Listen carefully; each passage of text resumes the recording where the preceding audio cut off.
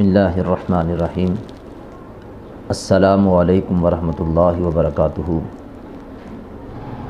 آج انشاءاللہ ہم بڑے ہی آسان لفظوں کے اندر عمرے کا طریقہ اس کو پڑھیں گے۔ عمرہ شریف کے اندر چند ایک چیزوں کا کرنا یہ لازمی اور ضروری ہوتا ہے، جس میں سب سے پہلے ہے کہ ہم خانہ کعبہ شریف کے 7 چکر لگاتے ہیں، جس کو ہم طواف کہتے ہیں۔ طواف کرنے کے بعد پھر 2 نفل مقام ابراہیم پہ پڑھے جاتے ہیں، یہ عمرے کے اندر واجب ہوتے ہیں۔ پھر 2 نفل پڑھنے کے بعد ہم نے پیٹ بھر کے آب زمزم شریف پینا ہے۔ پھر اس کے بعد ہم نے صفا اور مروہ کی سعی کرنی ہے، یعنی 7 چکر لگانے ہیں۔ صفا مروہ کی سعی کرنے کے بعد پھر ہم نے حلق یا قصر کرنا ہے۔ تو یہ چند ایک چیزیں عمرے کے اندر ہم کرتے ہیں۔ اب اس کا میں انشاءاللہ بالکل آسان لفظوں میں اس کا طریقہ جو ہے وہ بھی آپ کو بتاتا ہوں۔ جب ہم مطاف کے اندر پہنچیں گے تو مطاف کے اندر جب پہنچیں گے تو خانہ کعبہ شریف کے کونے کے اوپر جو ہے وہ حجر اسود جو ہے اس کو نصب کیا گیا ہے۔ حجر اسود کے بالکل مخالف سمت میں اس کے سامنے گرین رنگ کی ایک لائٹ لگی ہوئی ہے، تو یہ اس کی نشانی اور پہچان ہوتی ہے جہاں سے ہم نے عمرے کو شروع کرنا ہے۔ تو جب ہم اس مقام پر پہنچیں گے تو وہاں پہنچ کے اب سب سے پہلے ہم نے طواف کی نیت کرنی ہے۔ نیت دل کے پختہ ارادے کا نام ہوتا ہے، اور زبان سے بھی اگر آپ کہنا چاہتے ہیں تو اس طرح آپ کہہ سکتے ہیں کہ یا اللہ، میں تیری رضا کے لیے کعبے کے طواف کی نیت کرتا ہوں، اسے میرے لیے آسان بنا اور اسے اپنی بارگاہ میں قبول فرما۔ جب نیت ہم کر لیں گے، نیت کرنے کے بعد اب ہم نے کیا کرنا ہے کہ حجر اسود کی طرف اپنے چہرے کو کر کے ہم نے استلام کرنا ہے۔ استلام کا مطلب ہوتا ہے کہ حجر اسود کو چومتے، اگر قریب ہیں تو آسانی ہے تو چوم لے، اگر آپ قریب نہیں تو دور سے آپ نے اس طرح اپنے دونوں ہاتھ حجر اسود کی طرف کرنے ہیں اور پھر اپنے ہاتھوں کو چوم لینا ہے، تو اس کو استلام کہتے ہیں۔ اب استلام کرنے کے بعد جب ہم نے خانہ کعبہ شریف کے چکر شروع کرنے ہیں تو چکر شروع کرنے سے پہلے ہم نے استباح کا مطلب یہ ہوتا ہے کہ آپ نے جو چادریں اپنے اوپر لی ہوئی ہیں، جو ہم احرام باندھتے ہیں، احرام کی جو چادر آپ کے اوپر ہے، تو آپ نے اس چادر کو مثال کے طور پہ اس طرح، سر تو خالی ہوتا ہے، اس طرح اپنے چادر کو کرنا ہے، دایاں کندھا خالی کر کے اس طرح اپنی چادر کو اوپر رکھ لینا ہے۔ تو یہ جو ہوتا ہے اس کو استباح کہتے ہیں۔ تو جو کعبہ شریف کے 7 چکر لگانے ہیں تو اس کے اندر ہم نے اس طریقے سے 7 چکر جو اس کو ہم نے پورا کرنا ہے۔ پھر اس کے بعد جو کعبہ شریف کے ہم چکر لگاتے ہیں تو اس میں رمل کرتے ہیں، یعنی پہلے 3 چکروں کے اندر بندہ رمل کرتا ہے، یعنی مرد حضرات۔ رمل کا مطلب ہوتا ہے کہ 3 چکر جو ہیں تھوڑے اکڑ کے بندہ چلتا ہے، یہ نبی پاک صلی اللہ علیہ وسلم کی سنت مبارکہ ہے، اور اگر رش زیادہ ہے تو پھر آپ رمل نہیں کریں گے، پھر نارمل طریقے سے ہی آپ کعبے کے 7 چکر لگائیں گے۔ اب جب یہ آپ نے استباح بھی کر لیا، آپ نے نیت کر لی، نیت کرنے کے بعد جب آپ نے عمرہ سٹارٹ کرنا شروع کرنا ہے تو آپ نے کعبے کی طرف منہ کر کے، یعنی حجر اسود کی طرف منہ کر کے استلام کرنا ہے، یعنی اپنے ہاتھ کو چوم کے ادھر جو ہے وہ حجر اسود کی طرف کر کے پھر آپ نے اپنا تھوڑا سا چہرہ پھیر لینا ہے، یعنی سیدھا آپ نے اپنا چہرہ کر لینا ہے۔ آپ نے پھر ایک چکر جو ہے اس کو مکمل کرنا ہے، یعنی پھر اسی مقام پہ جب آپ نے پہنچنا ہے تو پھر آپ نے استلام کرنا ہے، جس طرح پہلے آپ نے کیا تھا ہاتھ کو چوم کے حجر اسود کی طرف کرنا ہے۔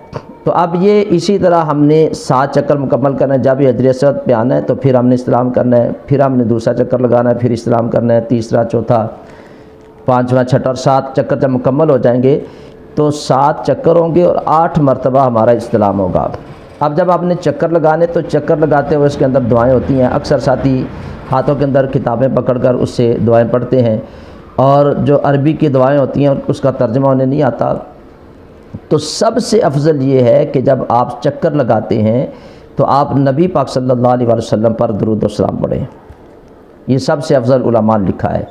ہاں اگر آپ دعائیں پڑھنا چاہتے ہیں تو آپ پڑھیں، تو تو جب ہم دعائیں پڑھتے ہیں کتاب سے دیکھ دیکھ کے پڑھتے ہیں تو توجہ ہماری ہٹتی رہتی ہے، وہ جو ہمیں اطمینان اور سکون حاصل ہونا چاہیے، خشوع اور خضوع جو ہمیں اس حالت میں ملنا چاہیے، تو وہ توجہ جو ہٹتی رہتی ہے۔ تو اس لیے علماء نے لکھا ہے کہ آپ درود پاک پڑھیں۔ جب آپ کے 7 چکر مکمل ہو گئے تو اس کے بعد آپ نے کیا کرنا ہے، 2 نفل مقام ابراہیم پر پڑھنے ہیں، یعنی بالکل خانہ کعبہ شریف کا جو دروازہ ہے اس کے سامنے مقام ابراہیم جو ہے۔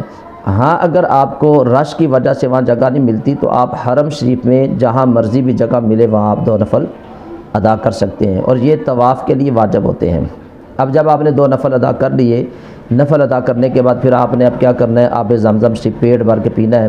آب زمزم سے پینے کا طریقہ اور سنت یہی ہے کہ آپ پانی کو گلاس کے اندر لیں، کھڑے ہو کر پکڑ کر کعبہ کی طرف منہ کر کے بسم اللہ سے پڑھ کے 3 سانسوں میں اس کو پانی کو پئیں۔ تو اس طرح آپ نے جب پانی پی لینا ہے، پانی پینے کے بعد اب پھر آپ نے کیا کرنا ہے کہ صفا مروہ کی سعی کے لیے صفا پہاڑی پر جانا ہے۔ جب صفا پر آپ پہنچے تو آپ قبلے کی طرف منہ کریں گے، قبلے کی طرف منہ کر کے پھر آپ پھر وہی نیت کریں گے جس طرح آپ نے کعبہ کا طواف شروع کرنے سے پہلے نیت کی تھی۔ اس طرح آپ نے سعی کی نیت کرنے کہ یا اللہ تیری رضا کے لیے میں صفا مروہ کی سعی کرنے لگا ہوں، اگر عورتیں تو کہیں کہ کرنے لگی ہوں، اسے میرے لیے آسان بنا اور اپنی بارگاہ میں قبول فرما۔ اب جب آپ نے صفا سے مروہ پہ جانا ہے تو یہ آپ کا 1 چکر مکمل ہو جائے گا، مروہ سے واپس پھر صفا پہ آنا ہے تو یہ 2 چکر ہوں گے۔ اب آپ نے کیا کرنا ہے کہ جب آپ نے صفا سے مروہ کی طرف چلنا ہے تو تھوڑا سا جب آپ چلیں گے تو آگے دیوار کے اوپر گرین رنگ کی لائٹ لگی ہوئی ہے، اور پھر تھوڑا سا آپ آگے جائیں گے تو پھر دیوار کے اوپر ایک اور گرین رنگ کی لائٹ لگی ہے، اور اب نیچے جو ہے وہ ٹائل جو ہے وہ بھی گرین کلر کی انہوں نے لگائی ہوئی ہے۔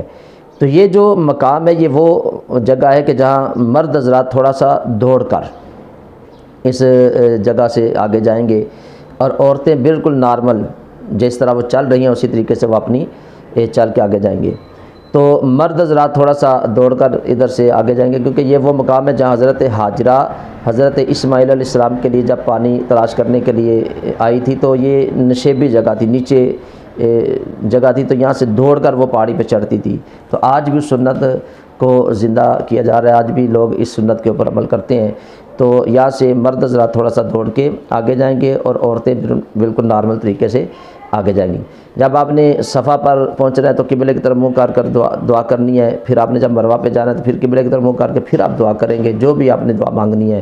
تو اس طرح آپ نے 7 چکر مکمل کرنے ہیں۔ جب 7 چکر مکمل ہو جاتے ہیں پھر آپ نے مروہ پر جو ہے وہ حلق یا قصر کرنا ہے۔ حلق یا قصر کا کیا مطلب ہوتا ہے؟